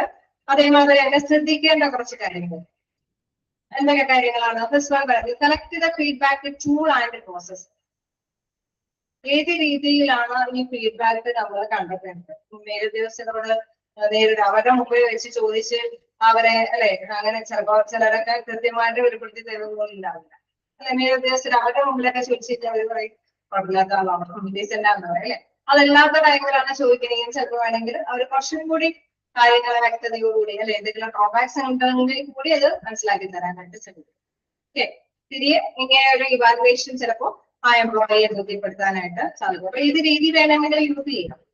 വേണമെങ്കിൽ അവരെ നിർത്തി തന്നെ ഓരോ കാര്യങ്ങൾ മനസ്സിലാക്കാനായിട്ട് ശ്രമിക്കാം. അതല്ലാതെ അവരെ മാറ്റി നിർത്തിയിട്ട് ഈ ഒരു രീതിയിൽ അല്ലെ അവരുടെ കളക്റ്റീവ് ആയിട്ടുള്ള ഇൻഫോർമേഷൻസ് കളക്ട് ചെയ്യാം. ദെൻ അതിനുശേഷം അവർക്ക് മനസ്സിലാക്കി കൊടുക്കാനായിട്ട് ശ്രമിക്കാം. അപ്പൊ ഏത് ടൂളാണ്, ഏത് രീതിയാണ് ഈ പ്രോസസ്സ് നിർവഹിക്കേണ്ടത് എന്നുള്ള കാര്യം ശ്രദ്ധിക്കേണ്ടതുണ്ട്. നെക്സ്റ്റ് ശ്രദ്ധിക്കേണ്ട കാര്യം സെലക്ട് ദ റേറ്റേഴ്സ്. എത്രത്തോളം അല്ലെ, ആരെയൊക്കെയാണ് നമ്മൾ സെലക്ഷൻ കാര്യങ്ങൾക്കൊക്കെ വേണ്ടിയിട്ട് കൈകാര്യം ചെയ്യേണ്ടത്? നമ്മുടെ ഉദ്യോഗസ്ഥരെ, കീഴ് ഉദ്യോഗസ്ഥരെ, കസ്റ്റമേഴ്സിനെ അല്ലെ, ആരൊക്കെ ഉൾപ്പെടുത്തിയിട്ട് വേണം നമ്മൾ ഈ റേറ്റിംഗ് നമ്മൾ കണ്ടെത്തേണ്ടത്. So first one tool ആണെങ്കിൽ second one select the rate. So use the feedback. ഇപ്പൊ കിട്ടിയിരിക്കുന്ന ഫീഡ്ബാക്കുകൾ അത് എങ്ങനെയാണ് ഉപയോഗപ്പെടുത്തേണ്ടത്? ഇപ്പൊ നമ്മൾ നേരത്തെ പറഞ്ഞു അവരെ മുമ്പിൽ വെച്ചല്ലാതെ കളക്ട് ചെയ്യുന്നു എന്ന് പറഞ്ഞു. ഓക്കെ, ഇങ്ങനെ കളക്ട് ചെയ്തിരിക്കുന്ന കാര്യങ്ങൾ തീർച്ചയായിട്ടും നമുക്കറിയാം യൂസ് ചെയ്യണമെങ്കിൽ അത് ഏത് രീതിയിലാണെങ്കിലും കൈകാര്യം അല്ല യൂസ് ചെയ്യാവുന്നതാണ്. അല്ലെങ്കിൽ അവരെ ബോധ്യപ്പെടുത്തി യൂസ് ചെയ്യാം, അല്ലെങ്കിൽ അവരുടെ വർക്കില് അല്ലെങ്കിൽ എന്തെങ്കിലും കൺട്രോളിങ് നടത്തിയാൽ ട്രെയിനിങ് കൊടുത്തൊക്കെ അവരെ ഡെവലപ്പ് ചെയ്ത് കൊണ്ടുവരാനൊക്കെ സാധിക്കും. ഏത് രീതിയിലും ഈ ഫീഡ്ബാക്കുകളെ യൂസ് ചെയ്യും. റിവ്യൂ ദ ഫീഡ്ബാക്ക്, അതായത് ഈ ഫീഡ്ബാക്കുകളൊക്കെ നല്ല രീതിയിൽ അവലോകനം ചെയ്യും. ജസ്റ്റ് ഫീഡ്ബാക്ക് കളക്ട് ചെയ്ത് ഫയലിൽ കീപ്പ് ചെയ്തിട്ട് കാര്യമൊന്നുമില്ല. അത് നന്നായിട്ട് അവലോകനം ചെയ്ത് മാറ്റങ്ങൾ വരുത്തേണ്ടതുണ്ടെങ്കിലൊക്കെ മാറ്റങ്ങൾ വരുത്തി കൊണ്ടുപോകും. ലാസ്റ്റ് വേണം പറയുന്നത് manage and integrate the process into A larger performance management system. നമ്മൾ കൂട്ടിച്ചേർക്കേണ്ടതൊക്കെ അല്ലേ, നമ്മളിപ്പോ കളക്ട് ഈ പറഞ്ഞ മാതിരി തന്നെ മെത്തേഡ് അനുസരിച്ചിട്ട് നമ്മൾ ഇൻഫോർമേഷൻസ് ഒക്കെ കളക്ട് ചെയ്ത് അതൊരു മൂലയ്ക്ക് കൊണ്ടുവന്ന് വെച്ച് കഴിഞ്ഞാൽ അതുകൊണ്ട് കാര്യമൊന്നുമില്ല. അത് അവലോകനം ചെയ്ത് എന്തെങ്കിലുമൊക്കെ ഇന്റഗ്രേറ്റ് ചെയ്യേണ്ട കാര്യങ്ങളുണ്ടെങ്കിൽ, കൂട്ടിച്ചേർത്ത് കുറിക്കേണ്ട കാര്യങ്ങളൊക്കെ ഉണ്ടെങ്കിൽ കൂട്ടിച്ചേർത്ത് അവരുടെ പെർഫോമൻസ് അല്ലെ മെച്ചപ്പെടുത്താനായിട്ട് ശ്രമിക്കേണ്ടതാണ്. നമ്മൾ കൈകാര്യം ചെയ്യുക. Manage and integrate the process into larger performance management system അല്ലെ. നല്ല രീതിയിലുള്ള പെർഫോമൻസ് കൊണ്ടുവരത്തക്ക വിധത്തില് നമ്മൾ ഇത്തരത്തിലുള്ള ഫീഡ്ബാക്കുകളെല്ലാം തന്നെ കൈകാര്യം ചെയ്ത് കൂട്ടിച്ചേർക്കേണ്ടതൊക്കെ കൂട്ടിച്ചേർത്ത് ഏറ്റവും നല്ല പെർഫോമൻസ് കൈകാര്യം ചെയ്യുന്ന ഒരു രീതിയിലേക്ക് എത്തിപ്പെടുത്താനായിട്ട് ശ്രമിക്കും. അപ്പൊ ശ്രദ്ധിക്കേണ്ട എന്തൊക്കെ കാര്യങ്ങളാണ് പറയുന്നത്? First one feedback tool and processor, select the writers, then use the feedback and review the feedback. The last one പറയുന്നത് manage and integrate the process അല്ലെ. മാനേജ് ചെയ്യുക, കൂട്ടിച്ചേർക്കേണ്ട കാര്യങ്ങളൊക്കെ കൂട്ടിച്ചേർക്കുക. ഇതിനു വേണ്ടിയിട്ട് ലാർജ് പെർഫോമൻസ് മാനേജ്മെന്റ് സിസ്റ്റം നല്ല രീതിയിലുള്ള പെർഫോമൻസ് അല്ലെ കൈകാര്യം ചെയ്യുന്ന രീതിയിൽ. ഓക്കെ, ക്ലിയർ ആണോ? ഇതുവരെ ജസ്റ്റ് വായിച്ചു നോക്കുക എന്താണ് 360-degree ഫീഡ്ബാക്ക് കാര്യങ്ങൾ ജസ്റ്റ് വായിച്ചു നോക്കുക. കുറച്ച് കാര്യങ്ങൾ അതിന്റെ കൂടുതൽ പറഞ്ഞു പോകുന്നുണ്ട്. പർപ്പസ് വരുന്നുണ്ട്, ഫീച്ചേഴ്സ് വരുന്നുണ്ട്, പിന്നെ ശ്രദ്ധിക്കേണ്ട കാര്യങ്ങളെ കുറിച്ചിട്ട് പറയുന്നുണ്ട്. സോ അത് മാറി പോകാതിരിക്കാനായിട്ട് ശ്രമിക്കുക. ജസ്റ്റ് നോട്ട് ചെയ്ത് പോവുക.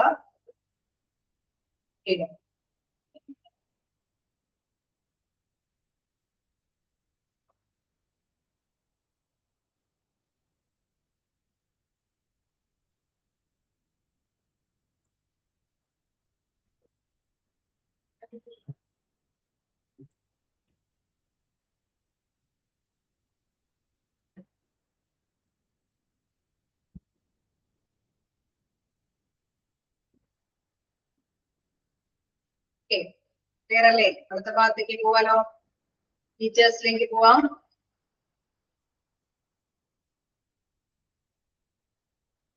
ഫീച്ചേഴ്സ് നോക്കാം, അതിന്റെ പ്രത്യേകതകൾ നോക്കാം. Features of 360 appraise. നമുക്ക് ഏകദേശം ഒരു ഐഡിയ കിട്ടി. ഫീഡ്ബാക്ക് രീതി എന്താണെന്ന് വെച്ചാൽ ഒരു പർട്ടിക്കുലർ എംപ്ലോയിയെ അവരുമായി ബന്ധപ്പെട്ട് അല്ലെ ആ ഒരു സർക്കിളിൽ അവരുമായി ബന്ധപ്പെട്ട് വരുന്നവരിൽ നിന്നൊക്കെ ഫീഡ്ബാക്ക് കളക്ട് ചെയ്തിട്ട് അതിനനുസരിച്ച് നടപടികൾ സ്വീകരിക്കുന്നതാണ്. അപ്പൊ അതിന്റെ പ്രത്യേകതകൾ നോക്കുകയാണ്. Organisation that are using the 360-degree component of their performance management system identify following positive features of the process. Okay, അതിന് പലതരത്തിലുള്ള നല്ല രീതിയിലുള്ള ഒരു പ്രത്യേകതകളുണ്ട്. കാരണം നമുക്കറിയാം 360 ആവുമ്പോൾ നല്ലതും ചീത്തയും പറഞ്ഞു തരാനുള്ള ആളുകൾ ഉണ്ടാവും. തീർച്ചയായിട്ടും നല്ലതിനെ പ്രോത്സാഹിപ്പിക്കാനും ചീത്ത കാര്യങ്ങളെയൊക്കെ അത് അവോയ്ഡ് ചെയ്യാനായിട്ട് നടപടികളൊക്കെ സ്വീകരിക്കാം അല്ലെ. These features will manifest in something well managed, verified and 360-degree process.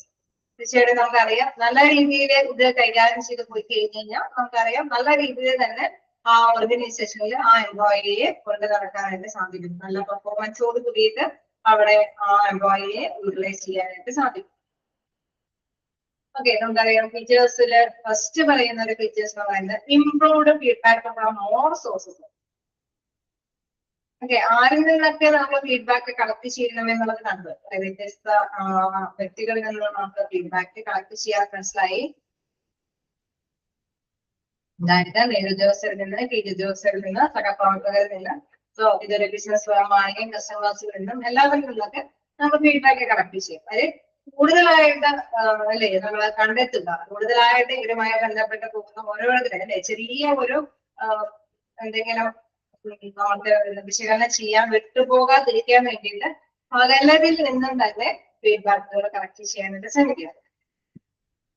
Okay, provides the well-rounded feedback from peers, reporting staff, co-workers, and supervisors. നമ്മൾ നേരത്തെ പറഞ്ഞവരൊക്കെ തന്നെയാണ് സഹപ്രവർത്തകര്, അതായത് റിപ്പോർട്ടിംഗ് സ്റ്റാഫ്, അതായത് മേലുദ്യോഗസ്ഥര്, co-workers, ഒന്നിച്ചിരുന്ന വർക്ക് ചെയ്യുന്ന ടീം കാര്യങ്ങളൊക്കെ ആയിട്ട് ഒന്നിച്ചിരുന്ന വർക്ക് ചെയ്യുന്നവരുണ്ടെങ്കിൽ അവര്, then supervisors, മേലധികാരികളിൽ നിന്നൊക്കെ നമ്മൾ ഫീഡ്ബാക്കുകൾ കളക്ട് ചെയ്യാം.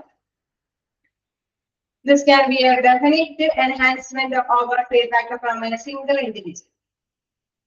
തീർച്ചയായിട്ടും നമുക്കറിയാം ഒരു ഇൻഡിവിജ്വലിനെ മാത്രമായിട്ട് വരുമ്പോൾ ഒരുപാട് ഇൻഫോർമേഷൻസ് ഫീഡ്ബാക്കുകൾ നമുക്ക് ഇതിൽ നിന്ന് കണ്ടെത്താനായിട്ട് സാധിക്കും. നല്ല വ്യക്തതയോട് കൂടിയിട്ടുള്ള ഒരു അല്ലെ വ്യക്തമായിട്ട് നമുക്ക് ഇവാലുവേറ്റ് ചെയ്യാനായിട്ട് സാധിക്കും.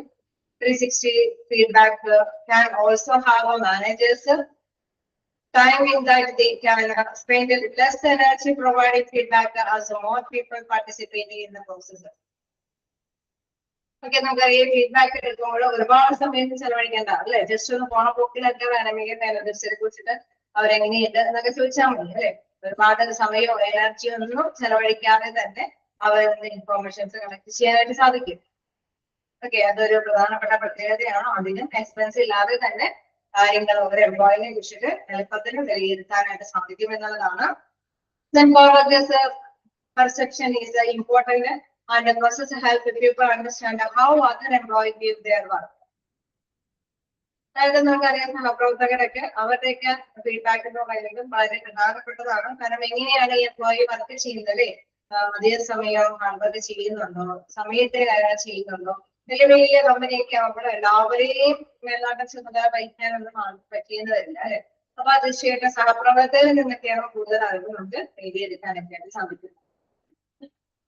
ഓർത്ത് വെക്കുക 360 ഫീഡ്ബാക്ക് അനുസരിച്ചിട്ട് manifest the time in that they can spend less energy providing feedback as more people participate in this process. ഒരുപാട് അംഗങ്ങളെ ഉൾപ്പെടുത്തി അതിനും എനർജി ഇല്ലാതെ അല്ലെ പോസ്റ്റ് വഴി തന്നെ നമുക്ക് ഫീഡ്ബാക്കുകളെ കണ്ടക്ട് ചെയ്യാനായിട്ട് സാധിക്കും എന്നുള്ളതാണ് ഇതിന്റെ പ്രധാനപ്പെട്ട പ്രത്യേകത. ഓക്കെ, അപ്പൊ ഫസ്റ്റ് ഫീച്ചർ എന്താണ്? Improved feedback from more sources അല്ലെ. ഇതിപ്പോ മേലുദ്യോഗസ്ഥനോട് ചോദിച്ചാൽ അതേ ടൈമിൽ തന്നെ വേണമെങ്കിൽ പോയിട്ട് സഹപ്രവർത്തകരോട് ചോദിക്കാം. കുറച്ചും കൂടി നേരം കഴിഞ്ഞിട്ട് വേണമെങ്കിൽ കസ്റ്റമേഴ്സിനോട് ചോദിക്കാം അല്ലെ. അപ്പൊ എല്ലാത്തിനും അതിന് ഒരുപാട് ടൈം ഒന്നും വേസ്റ്റ് ആക്കേണ്ടതും കോസ്റ്റ് ചെലവഴിക്കേണ്ടതൊന്നുമില്ല. പരമാവധി ഇൻഫോർമേഷൻസ് കളക്ട് ചെയ്യാനായിട്ട് സാധിക്കുന്നത്. ക്ലിയർ അല്ലേ? ഫസ്റ്റ് ഫീച്ചർ ഒക്കെ അല്ലേ?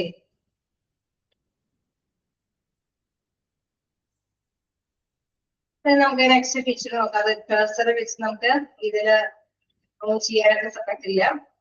അപ്പൊ പക്ഷെ നിങ്ങളുടെ റെസ്പോൺസിനാണെങ്കിൽ ഇതിനകത്ത് തന്നെ വരില്ല.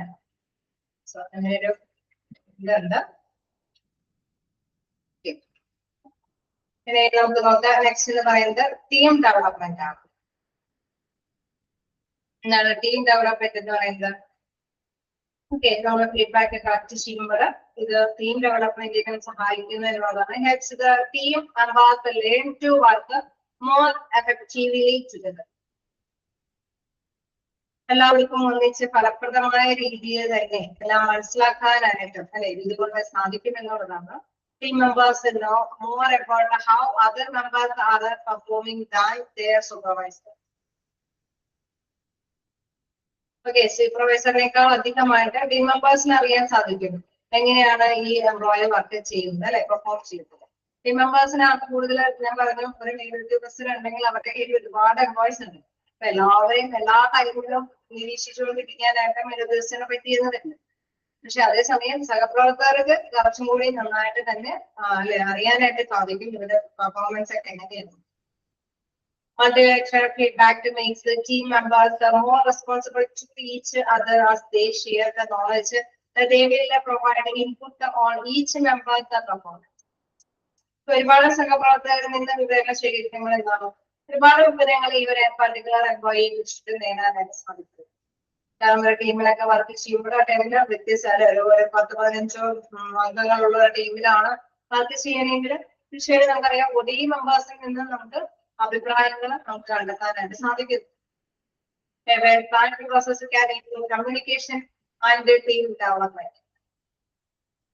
തീർച്ചയായിട്ടും നമുക്കറിയാം ഇപ്പൊ ഇന്ത്യയിൽ ഏതെങ്കിലും എംപ്ലോയി ഇപ്പൊ ഈ 15 അംഗങ്ങളുള്ള ടീമാണെന്ന് വെച്ചു, അതിലൊരു എംപ്ലോയിയുടെ കമ്മ്യൂണിക്കേഷൻ ഒന്നും ഇല്ലാതെ അല്ലെ ഒരു ഇന്റർവേർട്ട് ആയിട്ടുള്ള ഒരു എംപ്ലോയി ആണ് എങ്കിൽ തീർച്ചയായിട്ടും നമുക്കറിയാം അവരൊക്കെ നല്ല രീതിയിലുള്ള ആശയവിനിമയം നടത്തുന്നതിന് വേണ്ടിയിട്ട് എല്ലാവരെയും കൂട്ടായ ശ്രമങ്ങളോട് കൂടിയിട്ട് അതെല്ലാം അറേഞ്ച് ചെയ്ത് കൊടുക്കാനായിട്ട് സാധിക്കും. ഓക്കെ, അപ്പൊ ടീം ഡെവലപ്മെന്റ് എന്ന് പറഞ്ഞാൽ ഒറ്റക്കെട്ടായിട്ട് തന്നെ ഡെവലപ്പ് ചെയ്യാനായിട്ട് സാധിക്കും. ഒരാളുടെ ന്യൂനതകൾ എന്താണെന്ന് മറ്റുള്ളവർ ഷെയർ ചെയ്യുമ്പോൾ അവര് സെൽഫായിട്ട് അത് അംഗീകരിക്കുകയും ഡെവലപ്പ് ചെയ്യാനായിട്ട് ശ്രമിക്കുകയും ചെയ്യും. എല്ലാവർക്കും ഒരുപോലെ തന്നെ അവരവരുടേതായിട്ടുള്ള പോരായ്മകൾ കണ്ടെത്തി ഡെവലപ്പ് ചെയ്യാനായിട്ടുള്ള സാധ്യതകൾ ഉണ്ടാകുകയും അങ്ങനെ നല്ല രീതിയിൽ തന്നെ ആ ടീം കരുത്തുറ്റതായിട്ട് മാറാനായിട്ട് സാധിക്കും. ഓക്കെ,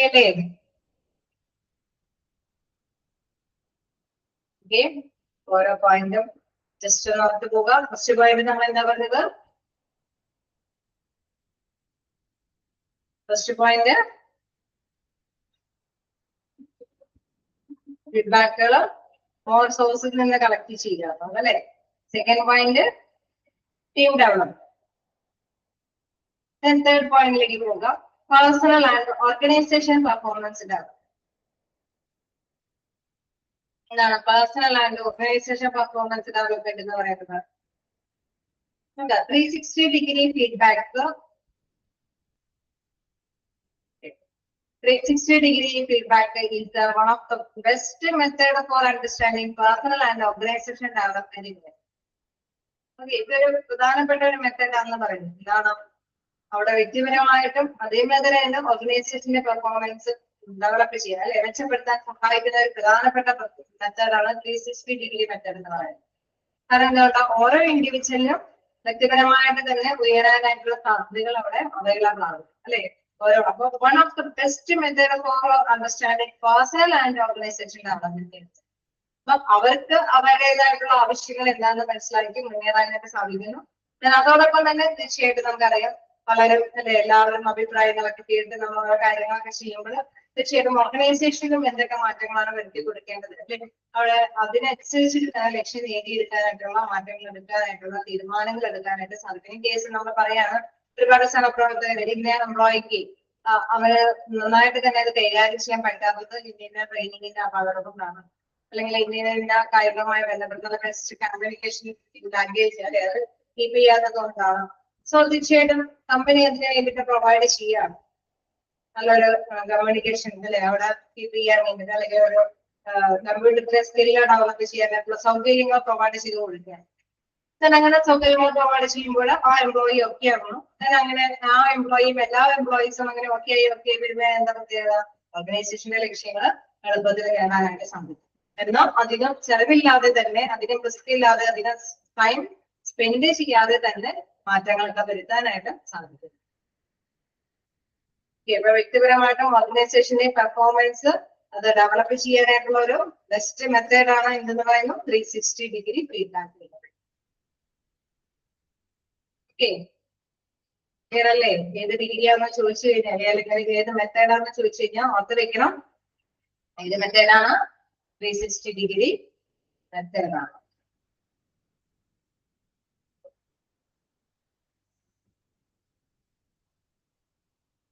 ഓക്കെ, ഒരു പോയിന്റ് പോലെ നമുക്ക് എടുത്ത് പോവാം.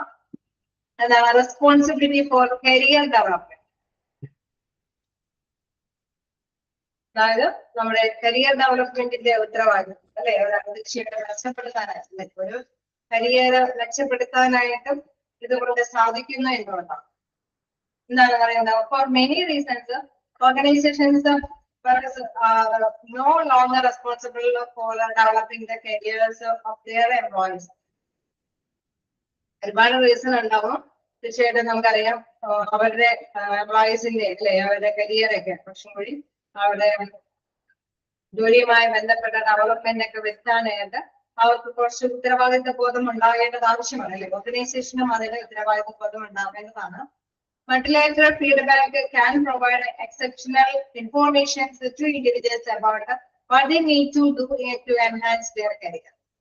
സോ അവര് തീർച്ചയായിട്ടും നേരത്തെ പറഞ്ഞ ഓർഗനൈസേഷൻ അല്ലെ മാനേജ്മെന്റിനെ ബോധ്യപ്പെടുത്തും ഞങ്ങൾക്ക് ഇത്തരത്തിലുള്ള കാര്യങ്ങളൊക്കെ അല്ലെ നമ്മുടെ കരിയർ ഡെവലപ്പ് ചെയ്യാനായിട്ട് വേണ്ടി വരും. ഇൻകേസ് കോൺട്രാക്ച്വൽ ആയിട്ടുള്ള കാര്യങ്ങൾ വരുമ്പോൾ നമുക്ക് പിടിച്ചു നിൽക്കണമെങ്കിൽ ഇന്ന കാര്യങ്ങളെ കുറിച്ചിട്ടുള്ള ട്രെയിനിങ് അല്ലെങ്കിൽ ഇന്ന മിഷൻ ഇംപ്ലിമെന്റ് ചെയ്യണം. അതുമായി ബന്ധപ്പെട്ട ഡീറ്റെയിൽസ് ഞങ്ങൾക്ക് മനസ്സിലാക്കണം. അല്ലെങ്കിൽ മാനുവൽ ആയിട്ടുള്ള ഈ പ്രോസസ്സിംഗ് ഒഴിവാക്കണം. കമ്പ്യൂട്ടറിന്റെ ടെക്നോളജിയുടെ സഹായത്തോട് കൂടിയിട്ടുള്ള ഒരു പ്രോസസ്സ് കൊണ്ടുവരണം. തീർച്ചയായിട്ടും ഇതെല്ലാം എല്ലാവരുടെയും ഫീഡ്ബാക്കിൽ നിന്നാണ് ഓർഗനൈസേഷൻ അല്ലെങ്കിൽ മാനേജ്മെന്റിന് ബോധ്യമാകുന്നത്. സോ അവിടെ തീർച്ചയായിട്ടും അതിനുള്ള സൗകര്യങ്ങൾ അവർക്ക് പ്രദാനം ചെയ്യാനായിട്ട് സാധിക്കുമ്പോൾ തീർച്ചയായിട്ടും നമുക്കറിയാം ഓർഗനൈസേഷന്റെ ലക്ഷ്യങ്ങൾ നേടിയെടുക്കാനായിട്ട് സാധിക്കും അല്ലെ. Additionally, many employed 360 degree feedback is more accurate or reflective of their performance and more validating than the feedback from the supervisor and others. Okay, തീർച്ചയായിട്ടും നമുക്കറിയാം പലരിൽ നിന്നാണ് നമ്മൾ ഈ അഭിപ്രായങ്ങൾ കണ്ടെത്തുന്നത് അല്ലെ. മേലുദ്യോഗസ്ഥരിൽ നിന്ന്, കീഴുദ്യോഗസ്ഥരിൽ നിന്ന്, സഹപ്രവർത്തകരിൽ നിന്ന്, കസ്റ്റമേഴ്സിൽ നിന്ന് ഒക്കെ. അപ്പൊ പലരിൽ നിന്ന് പറയുമ്പോൾ തീർച്ചയായിട്ടും നമുക്കറിയാം ഒരാളെ കണ്ണടച്ച് വിശ്വസിക്കേണ്ടതില്ലാത്തതില്ല. എല്ലാവരുടെയും അഭിപ്രായങ്ങൾ നമുക്ക് പരിശോധിക്കാം. വിശ്വാസയോഗ്യമായിട്ട് മോർ ആക്യുറേറ്റ് നമുക്ക് സത്യതയോട് കൂടിയിട്ട് നമുക്ക് കാര്യങ്ങൾ മനസ്സിലാക്കാൻ സാധിക്കും. കാരണം പലരിൽ നിന്നാണ് അഭിപ്രായങ്ങൾ വരുന്നത്. ഒരാളെ ഒരു പെർട്ടിക്കുലർ പേഴ്സണിൽ നിന്ന് മാത്രമല്ല അഭിപ്രായങ്ങൾ നമ്മൾ എടുക്കുന്നത്. സോ അതെല്ലാം ഒരു കൃത്യമായിട്ടും നമുക്കറിയാം നല്ല രീതിയിൽ തന്നെ പെർഫോമൻസിനെ തന്നെ മനസ്സിലാക്കിയിട്ട് തന്നെയാണ് തന്നിരിക്കുന്നതെന്ന് വിശ്വാസയോഗ്യമായിട്ട് കൊണ്ടുപോകാനായിട്ട് സാധിക്കും. Then validating that feedback from the supervisor and supervisorലേക്ക് മാത്രമല്ല നമ്മൾ ഈ ഫീഡ്ബാക്കിലൊക്കെ കളക്ട് ചെയ്യുന്നു. സോ തീർച്ചയായിട്ടും അതൊരു അക്യുറസിയോട് കൂടിയിട്ടുള്ള ഇൻഫോർമേഷൻസ് ആയിരുന്നു. This make the information more useful for both the career and the personal development. Okay, തീർച്ചയായിട്ടും അപ്പോൾ നമുക്കറിയാം അവരുടെ കരിയർ മെച്ചപ്പെടുത്താനായിട്ട് കിട്ടുന്ന ഏറ്റവും വിശ്വാസയോഗ്യമായിട്ടുള്ള ഇൻഫോർമേഷൻസ് ആയിരിക്കും. സോ അതനുസരിച്ചിട്ട് തന്നെ കാര്യങ്ങളൊക്കെ അറേഞ്ച് ചെയ്ത് കൊടുക്കുമ്പോൾ തീർച്ചയായിട്ടും നമുക്കറിയാം ഓർഗനൈസേഷന് നല്ല രീതിയിൽ റിസൾട്ട് ചെയ്യാൻ സാധിക്കും. റെസ്പോൺസിബിലിറ്റി ഫോർ കരിയർ ഡെവലപ്മെന്റ് തീർച്ചയായിട്ടും മാനേജ്മെന്റ് അതായത് എംപ്ലോയർക്ക് അതൊരു റെസ്പോൺസിബിൾ ആയിരിക്കും ഇവരുടെ കരിയർ ഡെവലപ്മെന്റ് ചെയ്ത് കൊടുക്കേണ്ടത് ഇന്ന രീതിയിലാണ്. നല്ല അക്യുറേറ്റ് ആയിട്ടുള്ള ഡാറ്റകളാണ് അവർ അമേരിക്കത്തെ വ്യത്യസ്ത രീതിയിൽ നിന്നുള്ള ഡാറ്റാസ് അല്ലെ വ്യത്യസ്ത സോഴ്സിൽ നിന്നാണ് നമ്മൾ ഡാറ്റാസ് കളക്ട് ചെയ്യുന്നത്. സോ അതുകൊണ്ട് തന്നെ അതൊരു വിശ്വാസയോഗ്യമായിട്ട് കണക്കിലെടുത്തിട്ട് കൈകാര്യം ചെയ്യുവാനായിട്ട് സാധിക്കും. ഓക്കെ അല്ലേ? നമ്മള് അല്ലെ 4 പോയിന്റ്സ് കണ്ടു. Improved feedback from all sources, team development, personal and organisation performance development, then responsibility for career development. Okay അല്ലേ? വായിച്ചിട്ട് വരില്ലേ? അപ്പൊ നമുക്ക് നെക്സ്റ്റ് ക്ലാസ്സിൽ കണ്ടിന്യൂ ചെയ്യാം. Okay, thank you.